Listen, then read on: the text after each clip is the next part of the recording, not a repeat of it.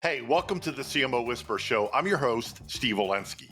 Part marketing practitioner, part ad agency veteran, part journalist. I was a writer for Forbes for 10 years. I've had so many insightful conversations over the years with business leaders, to athletes, to celebrities, to, of course, CMOs. The only difference now is instead of sharing those insights through written form, I'm doing it this way. Welcome to a very special CMO Whisper at CES episode. This is part of an ongoing series of conversations we're recording before, during, and after CES to give CMOs and growth leaders real perspective on what actually matters right now and what's coming next.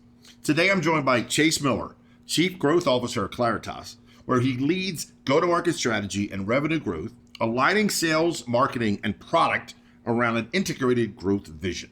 A longtime builder of market making data business, Chase brings deep experience across analytics, monetization, product strategy, and strategic partners. He is a co-founder of Nielsen Catalina Solutions and has held senior leadership roles at Nielsen, Indian Hill Group, and Claritas.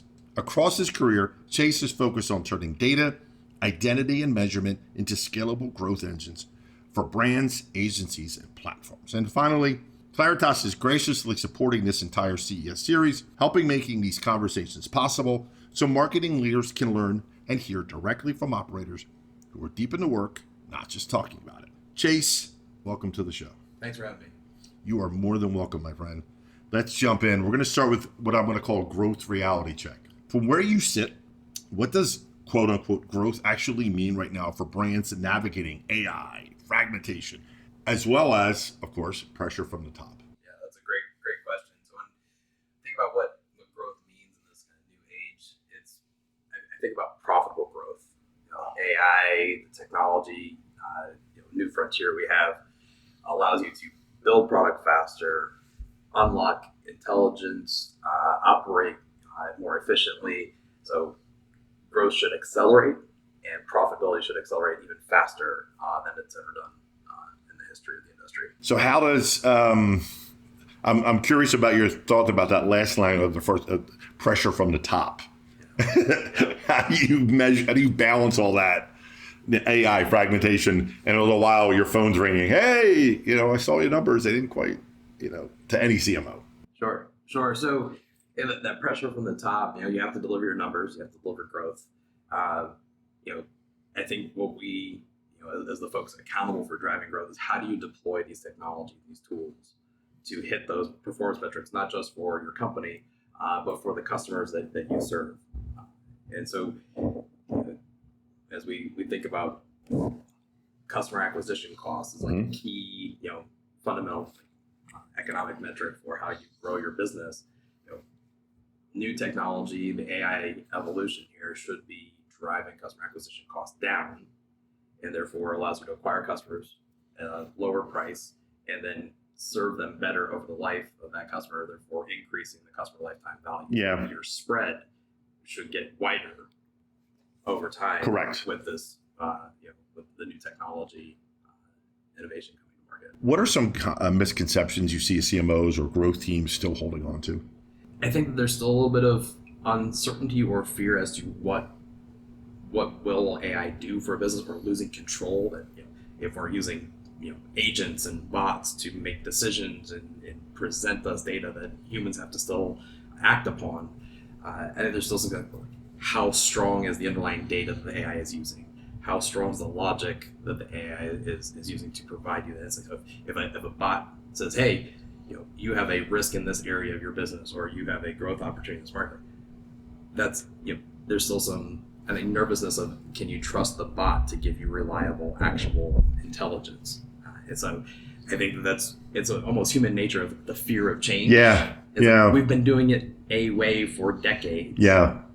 And now, this innovation cycle, I think, happened faster than anyone in our history. It's like you couldn't prepare for it, and now it's like you're forced to accept this reality, and that makes folks nervous. Exactly. And we all know how reluctant we humans are to change. Right. So, wait a minute, I've always done it this way. You're telling me to do something different? Yeah. But the old way works. What do you say to that? To someone on your team, or like, why are we changing things? Yeah, so and we've gone through this kind of organizational transformation, kind of, skilling up all of our employees, not just developers, but finance team, HR team, marketing, on not just using AI tools for external product purposes, but for our internal operations. So that comes with fear of like, do I lose my job? And it's like AI doesn't lose your job. Like there's going to be a person that knows how to use AI that will take your job. So we're skilling up our entire workforce so that they are prepared to ride this AI wave, and that's kind of the rally cry. Is like, you can't fight this wave coming. So how do you adapt and evolve and learn from it and benefit from it, as opposed to trying to stop it from crashing on you? Yeah. There's a line, I forget the name of the movie, and the line was like, adapt or die. So we use there's the book Who Moved My Cheese. Yeah, great. And so I think we've kind of issued that book to everybody that comes like, this is what we're facing. If you're the mouse that keeps going to the same spot looking for your cheese where it's always been,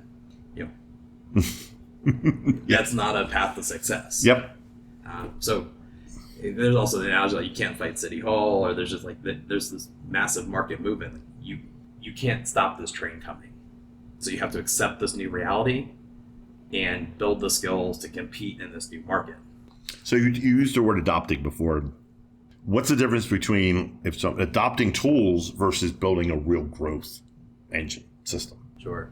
Yeah. So we look at it. So we look at our growth from we know who our ideal customer is, and focusing our effort on how do we serve those customers as the best way possible. And we think that with the AI revolution, the value chain in marketing and media is collapsing. So we can string together workflows and tools. So it's not just adopting a tool, but it's like getting comfortable with and helping our customers manage this evolution. Like you can do more one-stop shopping, so to speak, where you have a platform that can kind of go more end-to-end seamlessly, and the solution is better because you don't lose signal at each step of that value chain. Yeah, exactly. So let's talk about how should CMOs, if you're talking to, or heads of marketing, whatever, think about speed versus precision when it comes to growth decisions. Sure. How do you manage that balance? Yeah, so are you familiar with the OODA loop? No, please tell us. So OODA loop's an acronym for Observe, Orient, Decide, Act. Okay. And I think it came from the U.S. military fighter pilots. Like the fighter pilots, observing and orienting to all these signals in real time and having to decide and act. So your risk of a bad decision is low if you can OODA loop as fast as possible. Right. So yeah, there might be more risk with your decision, but because you can change course and you can sense and respond faster now than you could before, right? It's okay if that decision wasn't perfect or wasn't optimal. You have the opportunity to change course quicker. Yep. Yeah, exactly. And that's the challenge, right? Is when to, because look, even in the time we're sitting here recording this, by the time we record this, time it goes live, how many things are going to change? That's the speed at what we all have to acknowledge. Like, it's not like, oh, I'll get to that. Right? Like, that's, I'm going to put words in your mouth, but there's no, let's take it under advisement kind of thing. Right. Yeah, there's too much opportunity cost to wait. Yeah, exactly. Let's talk about CES. Is there anything you're looking for as a growth leader that you're hoping to see? What are you curious about? So there's kind of two things. One is talking to customers here, partners. Where are those enterprises at in their AI journey, and just kind of mapping out like AI is here to stay, but who's really leading the market, who's kind of maintaining the market, who's trying to catch up, and then identify how do we help our customers accelerate their transition. Mm-hmm. I'm looking at our competition. What is our competition doing? How are we ahead or behind? So I'm trying to benchmark our own performance and where we sit on our AI journey, and I think that we're probably on the leading edge. There's a lot of leading edge companies here, and with that, I've talked to two companies so far today that are thinking about the next horizon for AI, like governance, control, protocol. So I'll give you the use case example. So Claritas for the last 2 years has been scaling up its sales force. I mentioned on all these AI tools we're using to build front of office products for our customers, but also how we change our internal operations. So we've trained up our employees. We now have a Six Sigma belt-like certification process for our employees. They can go white belt, yellow belt, green belt, brown belt, black belt as they build their AI skill. And as they go through that process, it's organically building agents and tools across the company. So look at 2 years later, everybody has agents, everybody has tools that they've built, but it's all been more tribal in nature.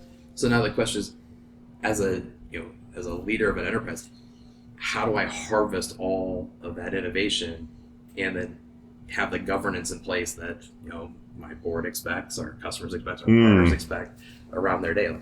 That's fascinating. What else do you see? I mean, since you went there, let's kind of take it past CES. The 1 year, 2 year, 5 year. When you get asked by your customers or someone, where do you see where's this going, and how do you answer that? Can you possibly answer that? So I try not to predict the future. Yeah. But I think what there's trends in the directions as the value chain will collapse. We will employ bots. So think of an agent as a virtual employee, and that's how if our customer or CMOs are asking where's it headed, you're headed towards a world where half your marketing, maybe more, won't be physical humans. Right. They're going to be these bots, and you have to think about managing the bots as you would a human. So somebody has to train the bot, somebody has to measure the bot's performance, somebody has to. It's very much like an HR mindset, but you're applying it to a robot. That's fascinating. So, for example, our marketing leader, he produces his org chart for 2026. And he had 22 agents represented as boxes that would normally have somebody's name and picture in it. Wow, that's a sign of the times. So almost doubled his marketing team through bots. Wow, interesting. I want to talk about measurement for a second, if we can. And this comes up when I talk to CMOs all the time about. The growth teams get stuck when they try to connect data to media to creative. How do you tackle that, connecting those dots when it comes to measurement and growth? Yeah. So measurement is a fundamental building block of any kind of growth engine. You need to know what's working, what's not, and that's what that signal of what's working, what's not is what helps feed these guys. The AI tools to optimize and help identify where do you have pockets of opportunity and risk. Right. So having solid fundamental measurement to drive your decision making is even more critical now, and extracting the decisionable actions out of that intelligence is even easier. Gone is the world of an analyst would create a PowerPoint for you and say, hey CMO, here's some here's who you should target, here's your market opportunity, here's the creative that should message, 50 slide PowerPoint presentation, multiple hours. Oh yeah, we've all seen them. Oh yeah. Yeah. Now in part of the Claritas product is you can get an AI summary of how your campaign is performing. Where's it working? Where's it not? And just in real time. Yeah. So we use we went from the what to the so what. Now we're focused on the now what and how we use the AI technology to get to the now what as fast as possible. So your title is Chief Growth Officer. When you get asked in layman's terms, what does that mean? How do you answer that? You meet someone on the street or in the bar or in a restaurant. I'm the Chief Growth Officer. How do you answer that? I'm just curious. So I describe it as I'm thinking through where Claritas should play, so which customers we should serve, which markets, and how we win. What is our differentiation? What's our hook? Yep. What sets us apart? Yep. And having a strong fundamental product like we do, I know we have a differentiating product. That's where can we deploy that product and acquire customer at the right acquisition cost, and will generate the right long-term value. So there's almost, I call it we're eating our own dog food or drinking our own champagne. Claritas has been doing customer profiling and segmentation for our customers. Yeah. So I'm doing what Claritas does for our customers to Claritas. Yes. Which the cobbler's kids has no shoes, all those old terms of the doctor's his own worst patient. It's very common for a company to go, we kill it for a given company. What do you do for yourself? I don't know. Yeah, right? so Like, we've actually set up a program with our product team. So our head of marketing is the first customer of our the initial products coming out of the innovation. Like, how does this work for us? yeah. You know? Well, if you think about it, a customer will go, "Do you use this?" Mm-hmm. And if you go no, then why would I trust you? Exactly. I love that, but it gets so overlooked. It's amazing that companies don't eat their own, drink their own, whatever the case may be. How important is your relationship? If you're talking in generic, sorry, the relationship between a chief growth officer and a CMO. Yeah. You're talking like, what advice would you give to either a chief growth or a CMO? Because they all listen. How's that relationship? Why is it so important? Yeah. So I think the advice I would give, and I do give our customers, like, experiment, learn. You have to test everything, and it's no longer like, don't try to push it down in the organizations. Have somebody go learn this. Like, learn it yourself. Yeah. It's not that hard. It's a little scary. Mm-hmm. Like, we have our CEO built an agent to sit on top of our financials and analyze our financials for him. Normally, you dial up your FP&A analyst and say, hey, how's pricing, trajectory, how's our discount controls, and so forth. Like, our CEO built his own. Like, it's mind blowing. Yep. That, the executive level is rolling up their sleeves and getting more hands-on with these tools and in their business. So that's the advice. Don't be afraid. Go do it yourself. Yeah. And not to put words in your mouth, but I would imagine a part B that don't be afraid to fail. Correct. Because you're going to. Yeah. But then you learn what not to do. That's right. And I think in front of that,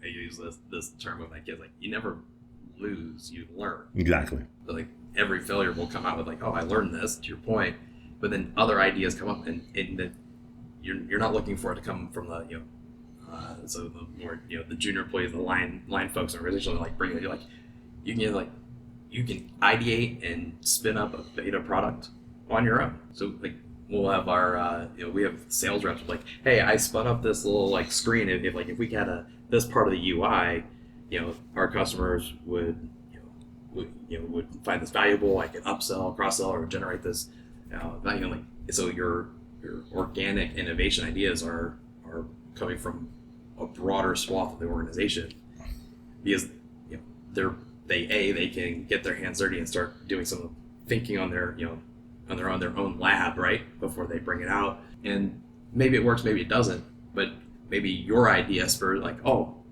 you were headed this direction, I was almost on a parallel track, let's bring these together, and now we have a viable solution. They weren't viable independently.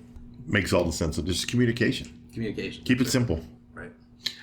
What a great conversation. Chase Miller, Chief Growth Officer at Claritas. Thank you so much, my friend, for being on. Thank you for having me.